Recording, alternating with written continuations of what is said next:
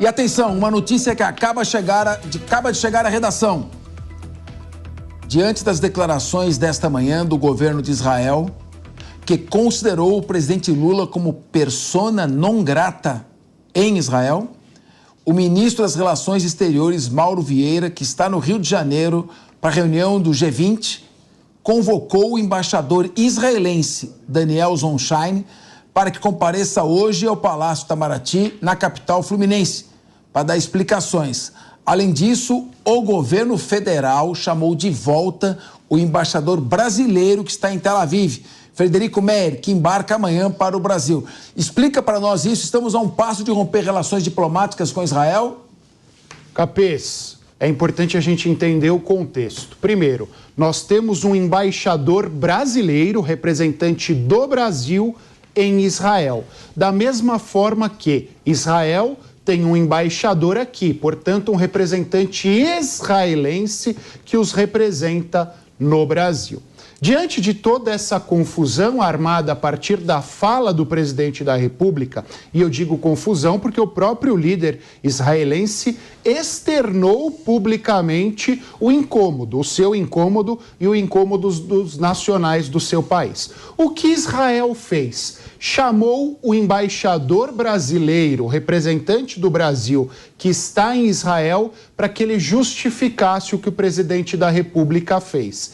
Neste meio tempo, antes que o embaixador brasileiro prestasse contas a Israel, o governo brasileiro pediu para que ele voltasse ao Brasil, para que ele conversasse com o nosso Ministério das Relações Exteriores, antes que ele apresentasse a justificativa do governo brasileiro ao governo israelense.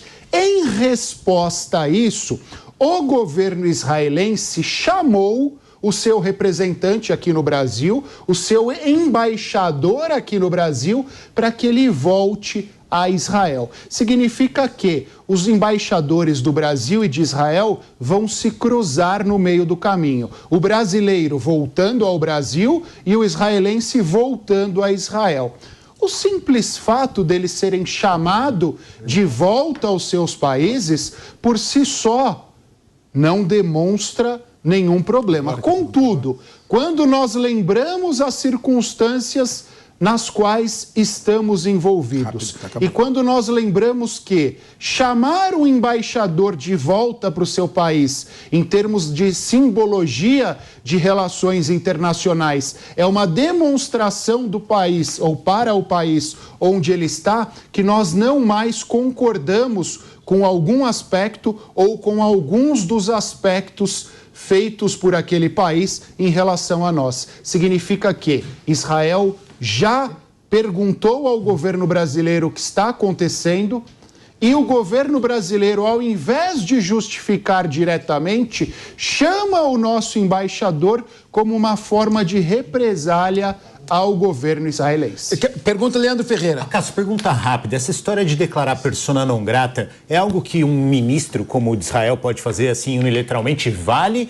Ou é uma coisa que tem que ser voltada pelo parlamento, que tem que passar por Conselho de Defesa, claro, etc, etc? Porque me parece que, assim, bravata não vale também, né? O ministro não pode declarar sozinho outro presidente persona não grata. Quando a gente pensa nessa declaração de persona não grata, ela tem dois procedimentos.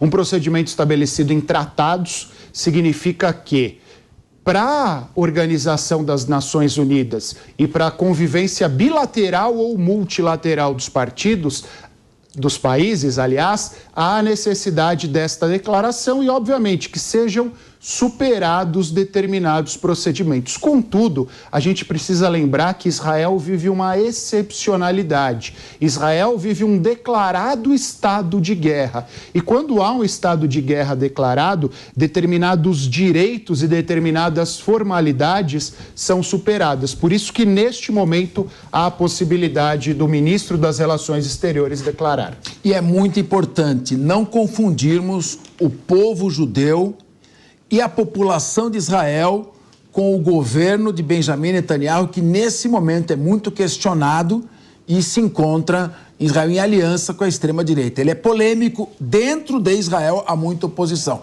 Temos que tomar cuidado para que isso não gere antissemitismo. Bom,